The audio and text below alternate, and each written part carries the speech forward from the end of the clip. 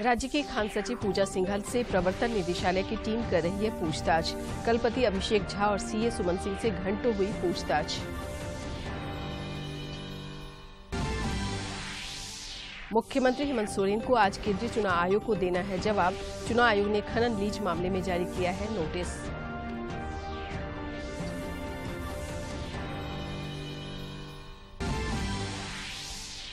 त्रिस्तरीय पंचायत चुनाव के पहले चरण के लिए 14 मई को डाले जाएंगे वोट। राजधानी रांची, उपराजधानी दुमका सहित अन्य जिलों में तैयारी पूरी।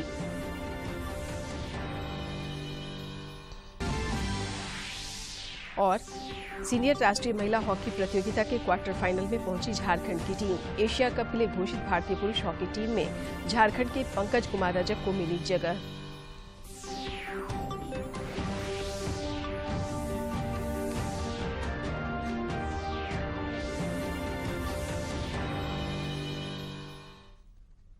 नमस्कार, खबरें झारखंड में आपका स्वागत है। मैं हूं शीला और अब समाचार विस्तार से। केंद्रीय गृह मंत्री अमित शाह ने आज असम दौरे के दूसरे दिन गुवाहाटी में असम पुलिस को राष्ट्रपति ध्वज पदक प्रदान किए। ये सम्मान पिछले 25 वर्षों के दौरान उत्कृष्ट सेवा के लिए दिया गया। असम ये सम्मान प्राप्त करने वाला देश का 10वां राज्य बन गया है। राष्ट्रपति ध्वज एक विशिष्ट ध्वज है जो किसी भी सैन्य या पुलिस इकाई को युद्ध या शांति काल में राष्ट्र के प्रति असाधारण सेवाओं के लिए दिया जाता है। से अनुरोध करूंगी कि वे तब खड़े होकर निशान को सम्मान दें।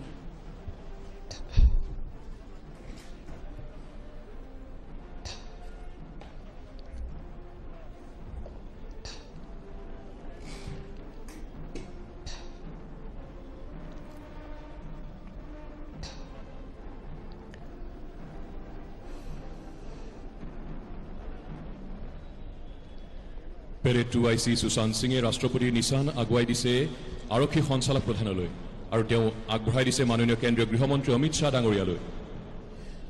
और अब वो गौरवमय ऐतिहासिक क्षण माननीय मुख्य अतिथि अमित शाह जी के कर कमलों द्वारा निशान प्रदान किया जा रहा है। जोरदार तालियों से हम इस अविस्मरणीय पल को सम्मान करेंगे।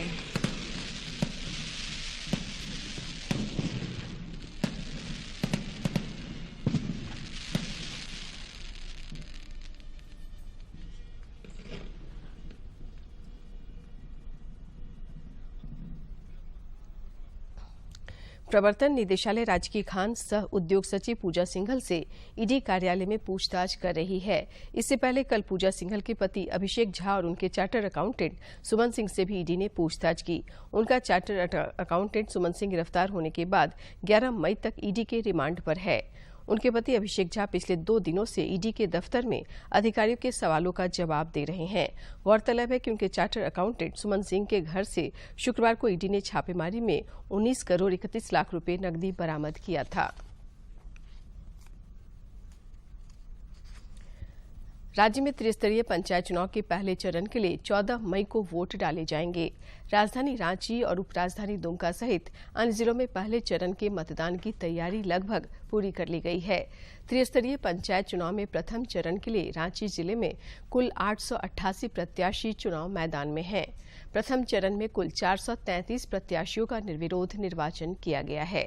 रांची के उपायुक्त सह जिला निर्वाचन पदाधिकारी छवि रंजन ने बताया कि पहले चरण के चुनाव वाले क्षेत्रों में 12 मई से 15 मई को शाम 7 बजे तक ड्राई डे रहेगा। राज्य निर्वाचन आयोग द्वारा तय कार्यक्रमों के अनुसार पंचायत चुनाव के चौथे और अंतिम चरण के लिए प्रत्याशी आज और कल अपने नाम वापस ले सकेंगे। आज नामांकन पत्रों की जांच की प्रक्रिया पूरी कर ली गई है। चौथे चरण में राज्य के 23 जिलों के 72 प्रखंडों में 18,920 पदों के लिए 27 मई को मतदान होगा। राज्य में त्रिस्तरीय पंचायत चुनाव की सरगर्मी तेज हो गई है। पंचायत चुनाव को लेकर प्रचार सामग्रियों की बिक्री भी जोरों पर है। जिला प्रशासन के लिए पंचायत चुनाव कराना किसी चुनौती से कम नहीं है, लेकिन कहते हैं कि हर चुनौती एक अवसर लेकर आती है। अवसर उसके लिए जो इसकी आहट को पहले ही पहचान लेते हैं। झारखंड में अभी मौसम है चुनाव का और लोग पंचायत चुनाव के रंग में रंगे हैं। तो कोई भी चुनाव प्रचार के बिना पूरा तो होता नहीं। लिहाजा पार की नजर वाले इस मौके का फायदा उठाने से चूकते भी नहीं। चुनाव की रणभेरी बजी नहीं, वे प्रचार सामग्रियों के निर्माण में जुट जाते हैं। केवल एक चुनावी मौसम में ही उनकी अच्छी खासी आमदनी हो जाती है। मल्टी कलर झंडा और झंडा का जो क्वालिटी है, पूरा झारखंड में मल्टी कलर झंडा फोटो वाला कोई नहीं छापता है, सिर्फ फोटो वाला झंडा हम ही छापते हैं। और जो भी छापता होगा वो आपका 40-50 रुपये में छापता होगा। मेरे पास मात्र 15 रुपये से स्टार्ट है। रांची समाहरणालय यानी जिला निर्वाचन कार्यालय के बाहर इनके व्यापार के लिए सबसे मुफीद जगह है। यहाँ प्रत्याशियों का आना जाना लगा रहता है। थोड़ी सी मशक्कत से यहाँ इन्हें ढेर सारे ऑर्डर मिल जाते हैं। फ्लेक्स है, बैनर है, पोस्टर है, हैंडबिल है और ब्लेड पेपर है, टोपी है, टी शर्ट है। चुनाव सामग्री के कई व्यापारी ऐसे हैं जो पिछले करीब 30 सालों से इस पेशे में हैं। इनका हाथ इतना साफ है कि महज 24 घंटे में ये ऑर्डर की डिलीवरी दे देते हैं। चुनाव भी अच्छा आसानी से कर लिया जाए, कम बजट में अपना भरपूर चुनाव का प्रचार वो करे। चुनाव लोकतंत्र का पर्व है और चुनाव प्रचार इस पर्व की रौनक। जाहिर है हर प्रत्याशी अपने प्रचार को ज्यादा से ज्यादा आकर्षक और रंगीन बनाना चाहता है और यही चाहत सैकड़ों लोगों के लिए रोजगार के दरवाजे खोल देता है। रांची से अवधेश गौतम की रिपोर्ट। झारखंड समेत देश भर में कोरोना से जंग जारी है और लगातार कोरोना वीरों को इस खतरनाक वायरस पर विजय मिल रही है। देश में पिछले 24 घंटे के दौरान कोरोना के 2288 नए मामले सामने आए हैं, जबकि इस दौरान 3044 संक्रमित स्वस्थ भी हुए हैं। केंद्रीय स्वास्थ्य मंत्रालय के अनुसार देश में कोविड के 19,637 मामले सक्रिय हैं।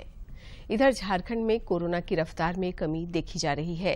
पिछले 24 घंटे के दौरान रांची जिले में कोविड का कोई नया मरीज नहीं मिला। स्वास्थ्य विभाग के अनुसार इस अवधि में 2 मरीज स्वस्थ हुए हैं। रांची में कोविड के सक्रिय मरीजों की संख्या घटकर 17 रह गई है।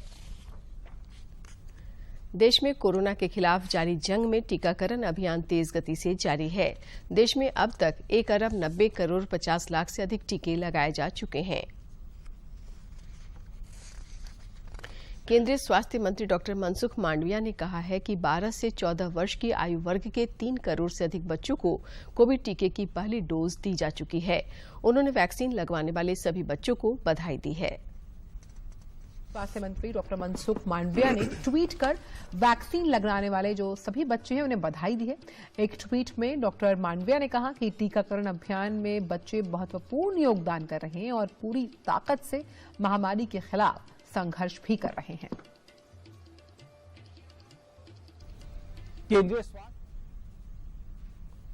केंद्रीय स्वास्थ्य मंत्रालय ने कहा है कि भारत के कोविड रोधी टीकाकरण कार्यक्रम को सफल बनाने में कोविन पोर्टल की डिजिटल तौर पर महत्वपूर्ण भूमिका रही है। मंत्रालय ने कहा कि इस पोर्टल में पंजीकरण से देश में 100 करोड़ से अधिक लोगों को 190 करोड़ से अधिक कोविड रोधी डोज लगाया जाना संभव हो पाया है। वाले 2.5 लाख लाभार्थियों को 2 प्रमाण पत्र जारी किए गए। मंत्रालय ने कहा कि कोविन प्लेटफॉर्म का उपयोग काफी सरल है। इस पोर्टल पर पंजीकरण के लिए लाभार्थियों को 3 माध्यम उपलब्ध करवाए गए हैं। पहला, स्वयं टीकाकरण केंद्र में जाकर पंजीकरण, दूसरा ऑनलाइन और तीसरा हेल्पलाइन और सामान्य सेवा केंद्रों की सहायता। इस पोर्टल से देश की बड़ी आबादी का रिकॉर्ड रफ्तार से टीकाकरण हो पाया। पोर्टल की डिजिटल टीम ने दिन रात लगकर इस महत्वपूर्ण काम को अंजाम दिया और सिर्फ एक तकनीकी त्रुटि से पोर्टल क्षमता में कमी निकालना उचित नहीं है। खनन लीज मामले में केंद्रीय निर्वाचन आयोग की ओर से जारी नोटिस का मुख्यमंत्री हेमंत सोरेन को आज जवाब देना है। सूत्रों से मिली जानकारी के अनुसार मुख्यमंत्री की ओर से जवाब देने के लिए 1 महीने की समय की मांग की जा सकती है। इधर मुख्यमंत्री ने इस मामले में राज्य के महाधिवक्ता राजीव रंजन से भी विचार विमर्श किया है।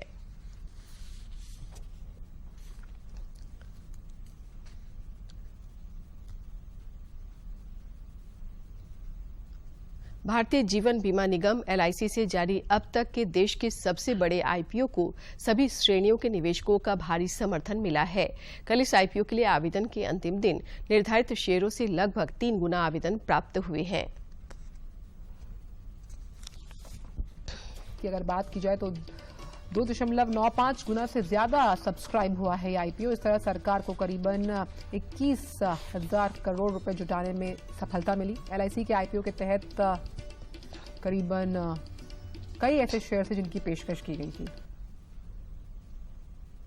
आईपीएल में कल कोलकाता नाइट राइडर्स ने मुंबई इंडियंस को 52 रन से हरा दिया। ये आईपीएल के इस सत्र में रोहित शर्मा के नेतृत्व में मुंबई इंडियंस की 9वीं पराजय है। जब वो सामने आमने होंगी तो उनकी निगाह प्लेऑफ में जगह सुरक्षित करने पर टिकी रहेगी। गुजरात की टीम लीग में अधिकतर समय शीर्ष पर रही थी, लेकिन पिछले 2 मैचों में बल्लेबाजों की नाकामी के कारण उसे हार झेलनी पड़ी। इससे उसकी जगह लखनऊ शीर्ष पर वो पहुंच गया और इन दोनों टीमों ने हालांकि समान 16 अंक हैं और इस मैच में जीत दर्ज करने वाली टीम की प्लेऑफ में जगह पक्की हो जाएगी।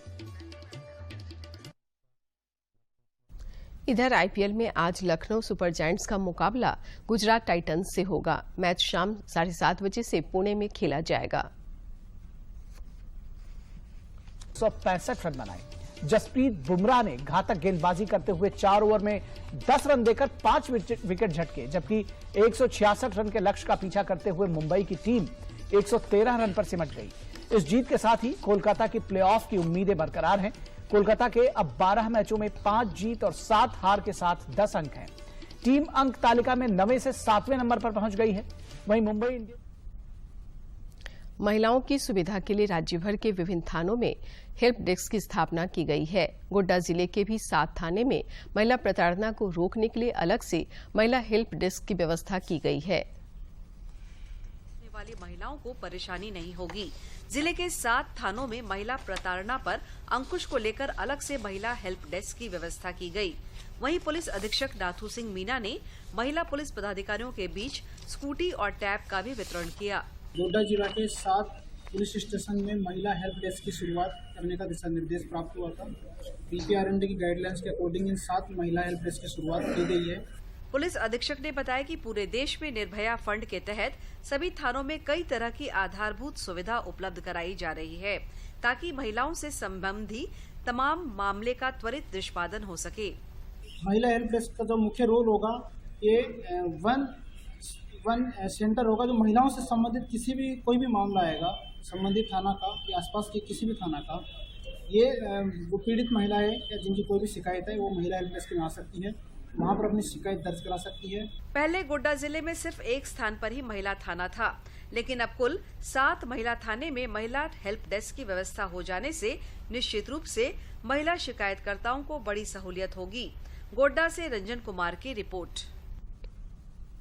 गर्मी के मौसम में गर्म हवा और बढ़े हुए तापमान से लू लगने का खतरा बढ़ जाता है।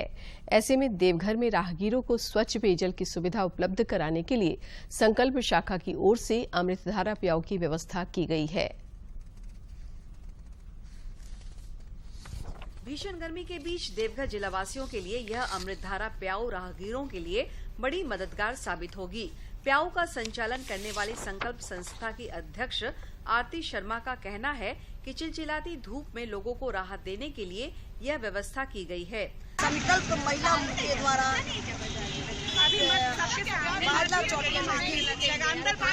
के पास संकल्प संस्था की ओर से पिछले कई वर्षों से गरीब और कमजोर तबके की मदद के लिए इस तरह के कार्यक्रमों का आयोजन किया जा रहा है। और इस चिलचिलाती गर्मी से जो राहत उन्हें मिलेगी तो फिर संकल्प फैमिली के लिए इससे बड़ी बात कोई हो ही नहीं सकती है।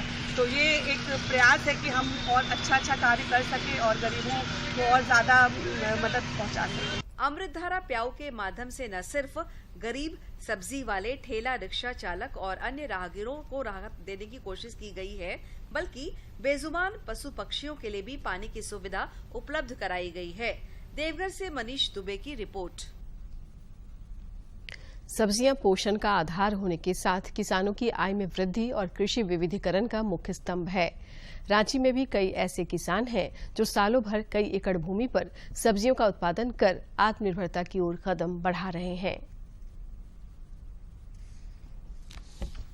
सब्जियां पोषण का आधार होने के साथ किसानों की आय में वृद्धि और कृषि विविधीकरण का मुख्य स्तंभ है। रांची में भी कई ऐसे किसान हैं जो सालों भर कई एकड़ भूमि पर सब्जियों का उत्पादन कर आत्मनिर्भरता की ओर कदम बढ़ा रहे हैं। देश में कृषि क्षेत्र के अंतर्गत सब्जी उत्पादन एक प्रमुख स्थान रखता है। इस क्षेत्र में रांची में भी बड़े पैमाने पर किसान लगे हुए हैं। यही वजह है कि रांची की सब्जियां देश के कई राज्यों समेत विदेशों तक जाती हैं। गर्मी के दिनों का ख्याल रखते हुए रांची के किसान बैगन, टमाटर, मिर्च, करेला, खीरा और भिंडी समेत कुछ अन्य सब्जियों का उत्पादन करके अच्छा मुनाफा कमा रहे हैं। जैसा कि अभी गर्मी का मौसम है, हमारे यहाँ का टेम्परेचर 38 से 40 डिग्री के आसपास पहुँच चुका है। तो इस समय में अब अगर किसान भाई बैगन का अगर खेती करना चाहें तो इससे बैगन का खेती से अच्छा पैदावार ले सकते हैं और उपज भी अच्छा ले सकते हैं। ये बैगन का खेती से मतलब गर्मी के दिनों में बैगन का प्रोडक्शन अच्छा हो जाता है। किसानों की माने तो शहरी इलाकों में रहने वाले लोग भी कम जगह में किचन गार्डनिंग के माध्यम से कई तरह की फलदार सब्जियों का उत्पादन कर सकते हैं। ऐसा करने से उन्हें ताजी सब्जियां तो मिलेंगी ही, महंगाई से भी निजात मिलेगी। गर्मी के दिनों में अगर आप फसल लेना चाह रहे हैं, अगर मई और जून का जैसे होता है, इस समय गर्मी ज़्यादा होता है, हमारे यहाँ गर्मी ज़्यादा होता है, तो उसके लिए किसान भाई आप जनवरी का लास्ट और फरवरी के महीने में आप बैगन हो गया, टमाटर हो गया, मिर्च हो गया और ऐसे फसल जो हैं उसको आप लगा सकते हैं। सब्जियां उत्पादन के क्षेत्र में युवा किसानों का रुझान ज्यादा देखा जा रहा है। रांची में कई ऐसे युवा किसान हैं जो 10 से 15 एकड़ भूमि लीज पर लेकर सब्जी की बम्पर पैदावार कर रहे हैं। में लगभग खेती करते हैं और दूसरे लोग को हम ये सलाह देते हैं कि अपना जैसे छोटे छोटे घरेलू काम के लिए जैसे घर में अपना यूज करने के लिए थोड़ा थोड़ा मतलब अपना गार्डन में लगा सकते हैं। और नहीं होता है तो मतलब ये फूल लगाने वाला जो क्या गमला होता है, थोड़ा बड़ा साइज में लेके अपना छत के ऊपर में भी कर सकता है। सब्जी उत्पादन के क्षेत्र में किसानों का मेहनत रंग लाने लगा है। रिपोर्ट के मुताबिक विश्व में चीन के बाद भारत सब्जी उत्पादन के आंकड़ों में दूसरे नंबर पर है। रांची से कर्मवीर की रिपोर्ट। कोडरमा के जवाहर नवोदय विद्यालय में नामांकन के लिए सरकारी स्कूलों की फर्जी टीसी का इस्तेमाल करने की बात सामने आई है। जवाहर नवोदय विद्यालय में वर्ग 6 में नामांकन के लिए जो फॉर्म दाखिल किए गए हैं उनमें 75 बच्चों का टीसी फर्जी पाया गया और ये फर्जी टीसी 8 सरकारी स्कूलों की ओर से जारी होने की बात सामने आई है।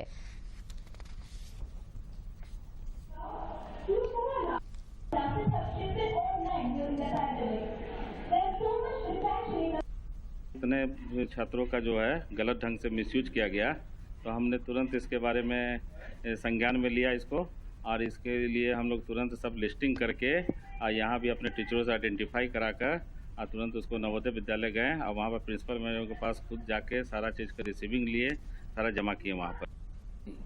ये जांच होने के बाद भी यही काम ये लोग कर रहे हैं। हम लोगों ने पूरी कोशिश की कि पुराना जो रिपोर्ट है उसके आधार पर अगर कोई एक्सटॉर्शन करके कर रहा है, बच्चों के भविष्य के साथ खिलवाड़ कर रहा है, और उन सबसे ऊपर है कि ऐसे जो टैलेंटेड बच्चे जिनका एक्चुअली में होना चाहिए। गुमला जिले में प्रशासन द्वारा बड़े पैमाने पर जिले में संचालित अवैध ईंट भट्ठा पर बुलडोजर चलाया गया। रायडीह, भरनो और सिसई प्रखंड क्षेत्र में एक साथ प्रशासन द्वारा की गई इस कार्रवाई से अवैध ईंट भट्ठा के मालिकों के बीच हड़कंप मच गया है। प्रशासन ने सिसई प्रखंड में 4, भरनो में 1 और रायडीह प्रखंड क्षेत्र में 2 ईंट भट्ठों पर कार्रवाई की।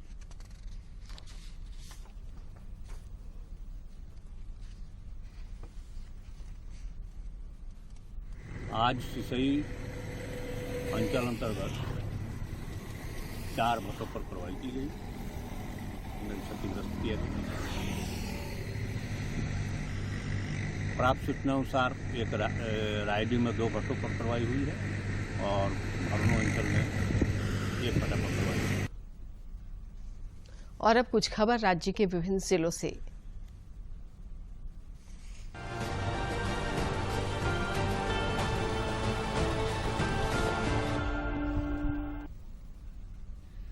मुख्यमंत्री हेमंत सोरेन झारखंड उच्च न्यायालय के न्यायाधीश डॉक्टर एसएन पाठक के सुपुत्र शिवम आनंद के वैवाहिक समारोह में सम्मिलित हुए। इस अवसर पर उन्होंने शिवम को सुखद दाम्पत्य जीवन के लिए बधाई, शुभकामनाएं और आशीर्वाद दिया।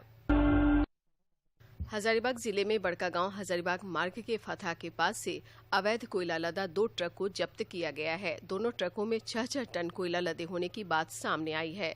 बताया गया है कि ट्रक से कोयला गोंदलपुरा से हजारीबाग की ओर आ रहा था। झारखंड उच्च न्यायालय के न्यायाधीश एस.के. द्विवेदी की अदालत में रुपेश पांडे हत्याकांड के मामले में सुनवाई हुई। मामले की सुनवाई करते हुए न्यायालय ने कहा कि इसकी जांच क्यों न सीबीआई से कराई जाए। इस मामले में सीबीआई और राज्य सरकार को 4 सप्ताह में जवाब दाखिल करने को कहा गया है। रांची रेल मंडल के नए वरिष्ठ मंडल वाणिज्य प्रबंधक निशांत कुमार ने पदभार ग्रहण किया। वे 2015 बैच के IRTS अधिकारी हैं। श्री कुमार तमिलनाडु से बीटेक की डिग्री ली है। रांची जिले के बुढ़मू थाना क्षेत्र के उमेंडा हिंदीगीर पथ पर अवैध कोयला लदे टर्बो पलट गया। इसमें 2 मजदूरों की घटनास्थल में मौत हुई, जबकि 3 अन्य मजदूर घायल हो गए। मृतकों में इचापीरी के इश्तियाक खान और चकमे नवाटोली के मनु मुंडा शामिल हैं। रांची नगर निगम की महापौर आशा लकड़ा ने नगर आयुक्त मुकेश कुमार को पत्र लिखकर स्थायी समिति और नगर निगम परिषद की बैठक बुलाने का निर्देश दिया है। इससे पूर्व 21 अप्रैल को अनियमित सफाई व्यवस्था को लेकर निगम परिषद की बैठक करने का निर्देश दिया गया था, लेकिन नगर आयुक्त ने न तो निगम परिषद की बैठक बुलाने की दिशा में कोई पहल की और न ही कोई स्पष्ट जवाब दिया। दुमका जिले में 14 मई को प्रथम चरण में मतदान को लेकर एसपी कार्यालय में एसएसबी और पुलिस पदाधिकारियों की संयुक्त बैठक हुई। बैठक की अध्यक्षता एसपी अंबर लकड़ा ने किया। मौके पर एसपी ने कहा कि प्रथम चरण के मतदान को लेकर पुलिस की ओर से तैयारी की जा रही है। गुमला पॉलिटेक्निक के अंतिम वर्ष में अध्ययनरत छात्र छात्राओं को विभिन्न कंपनियों की ओर से नौकरी की सौगात मिली है। मुख्य कंपनियों में सुब्रोस लिमिटेड नोएडा में ऑनलाइन साक्षात्कार के माध्यम से ऑटोमोबाइल के 8, इलेक्ट्रिकल के 34 एवं मैकेनिकल के 36 छात्रों सहित कुल 78 छात्रों का चयन किया गया है। केंद्रीय बजट में घोषित एक स्टेशन एक उत्पाद योजना के अनुरूप दक्षिण पूर्व रेलवे के रांची रेल मंडल के तहत रांची स्टेशन पर स्थानीय उत्पाद की बिक्री के लिए लुमंग क्राफ्ट की ओर से हथकरघा, हस्तशिल्प कला एवं जैविक उत्पाद की प्रदर्शनी सह बिक्री केंद्र का शुभारंभ किया गया। एक स्टेशन एक उत्पाद योजना के तहत रांची रेलवे स्टेशन पर यह तीसरा अस्थायी स्टॉल है।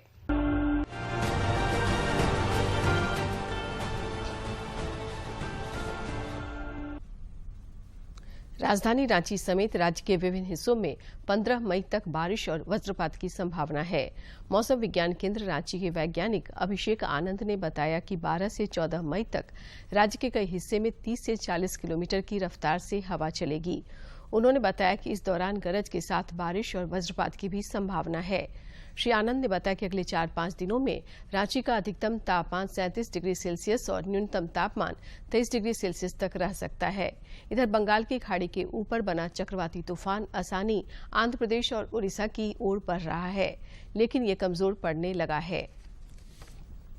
पश्चिम की ओर बढ़ने और आंध्र प्रदेश के उत्तरी तट और उससे सटे ओडिशा तट तक पहुंचने की संभावना है। इसके अगले 24 घंटों के दौरान धीरे धीरे कमजोर होकर चक्रवाती तूफान में बदलने की भी संभावना है। और आइए अब देखते हैं स्वतंत्रता संग्राम में कितना खास है आज का दिन।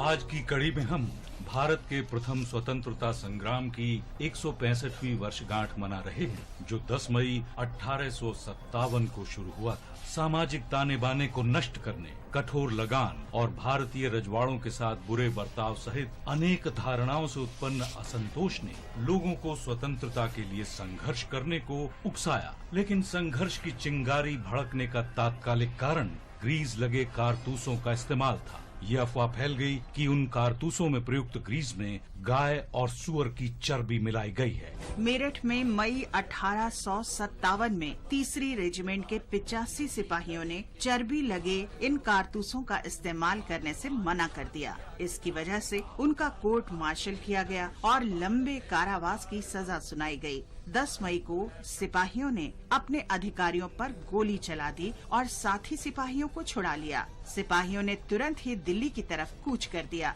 दिल्ली पहुंचकर उन्होंने 81 वर्षीय बहादुर शाह जफर को हिंदुस्तान का शहंशाह घोषित कर दिया। शीघ्र ही संग्राम की ज्वाला उत्तर पश्चिमी प्रांतों और अवध तक फैल गई। दिल्ली हाथ से निकलना अंग्रेजों की प्रतिष्ठा के लिए बड़ा नुकसान था। जल्द ही स्वतंत्रता संग्राम की आग पूरे उत्तरी और मध्य भारत में फैलती गई। दिल्ली में बहादुर शाह जफर, लखनऊ में बेगम हजरत महल, कानपुर में नाना साहेब, झांसी और ग्वालियर में लक्ष्मीबाई और तात्या टोपे, बरेली में खान बहादुर खान, प्रयागराज और वाराणसी में मौलवी लियाकत अली और बिहार में कुंवर सिंह प्रथम स्वतंत्रता संग्राम के प्रमुख नेता। ईस्ट इंडिया कंपनी ने भी तेजी से कार्रवाई की। सेना की सहायता से सितंबर के अंत तक दिल्ली पर दोबारा कब्जा कर लिया गया, लेकिन स्वतंत्रता संग्राम को पूरी तरह से दबाने में अंग्रेजों को लगभग 1 वर्ष लगा। 20 जून 1858 को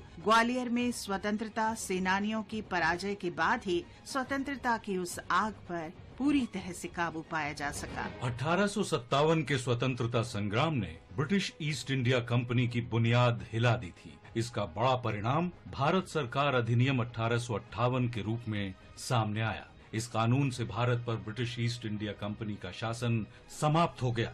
भारत पर ब्रिटिश राज की शुरुआत हुई और प्रत्यक्ष रूप से अपने प्रतिनिधियों के माध्यम से भारत का शासन ब्रिटिश सरकार के हाथों में आ गया। 1857 के प्रथम स्वतंत्रता संग्राम ने ऐसी चिंगारी लगाई और ऐसी ऊर्जा का संचार किया जो मातृभूमि को स्वतंत्र कराने के लिए अंग्रेजों से संघर्ष जारी रखने के लिए लोगों की प्रेरणा का मुख्य स्रोत बनी रही।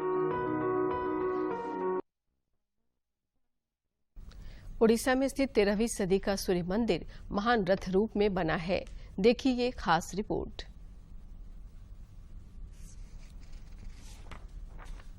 की किरणों से सराबोर कोणार्क का सूर्य मंदिर सूर्य देव के रथ पर स्मारक संबंधी प्रतिनिधित्व करता है। उड़ीसा में स्थित 13वीं सदी का मुख्य सूर्य मंदिर एक महान रथ रूप में बना है, जिसके 12 जोड़ी सुसज्जित पहिए हैं और ये 7 घोड़ों द्वारा खींचा जाता है। इन घोड़ों को 7 दिन का प्रतीक माना जाता है। इसमें 8 तोड़ियां भी मौजूद हैं, जिसे प्रहर के रूप में जाना जाता है। मंदिर समय की गति को दर्शाता है। राजा नरसिंह देव द्वारा निर्मित यह मंदिर अपनी अद्भुत शिल्पकला और विशिष्ट आकार के लिए पूरी दुनिया में जाना जाता है। कहा जाता है कि मुस्लिम आक्रमणकारियों ने जब हमला किया तो राजा की सेना ने वीरता से उसका जवाब दिया। इसका जश्न मनाने के लिए राजा नरसिंह देव ने कोणार्क में सूर्य मंदिर का निर्माण कराया। यह मंदिर भारत में उत्कृष्ट स्मारक स्थलों में से एक है, जिसकी छटा देखते भोपाल में 6 मई से चल रही 12वीं हॉकी इंडिया राष्ट्रीय सीनियर महिला हॉकी चैंपियनशिप में हॉकी झारखंड की महिला टीम ने कल खेले गए अपने दूसरे मैच में हॉकी आंध्र प्रदेश को 10 गोल से पराजित कर क्वार्टर फाइनल में जगह बना ली है। झारखंड की प्रमिला सोरेंग ने मैच के 30वें सेकंड में ही पहला गोल कर विपक्षी टीम पर दबाव बनाया। प्रमिला सोरेंग ने 2 गोल पहले और 30वें मिनट में, अलवेला रानी टुप्पो 2 गोल 38वें और 40वें मिनट में, रोशनी डुंगडुंग ने 2 गोल 41वें और 44वें मिनट में तथा सुभाषी हेमरोम 34वें मिनट में, वेतन डुंगडुंग 11वें मिनट में, एडलिन बागे 52वें मिनट में और फुलमनी भेंगरा ने 60वें मिनट में एक एक गोल किए। हॉकी इंडिया ने 23 मई से 1 जून तक इंडोनेशिया के जकार्ता में होने वाले आगामी एशिया कप के लिए 20 सदस्यीय भारतीय पुरुष हॉकी टीम का घोषणा कर दी है। इसमें झारखंड के हजारीबाग के रहने वाले पंकज कुमार रजक का भी चयन किया गया है। पंकज रजक गोलकीपर हैं और वर्तमान समय में भारतीय सीनियर टीम के राष्ट्रीय कैंप में हैं। रेलवे को चाइल्ड ट्रैफिकिंग मुक्त बनाने को लेकर रेल पुलिस और सत्यार्थी फाउंडेशन की ओर से एक MOU साइन किया गया है। इसे लेकर कोडरमा में भी कवायद तेज हो गई है।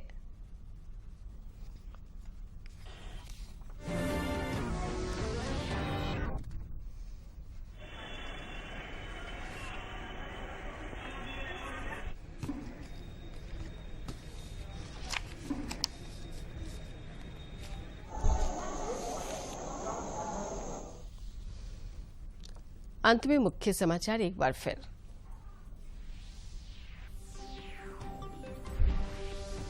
राज्य की खान सचिव पूजा सिंघल से प्रवर्तन निदेशालय की टीम कर रही है पूछताछ। कलपति अभिषेक झा और CA सुमन सिंह से घंटों हुई पूछताछ। मुख्यमंत्री हेमंत सोरेन को आज केंद्रीय चुनाव आयोग को देना है जवाब। चुनाव आयोग ने खनन लीज मामले में जारी किया है नोटिस।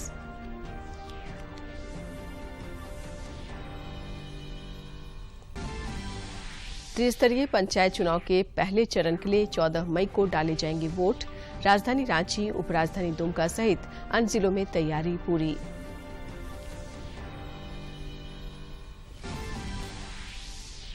और सीनियर राष्ट्रीय महिला हॉकी प्रतियोगिता के क्वार्टर फाइनल में पहुंची झारखंड की टीम। एशिया कप के लिए घोषित भारतीय पुरुष हॉकी टीम में झारखंड के पंकज कुमार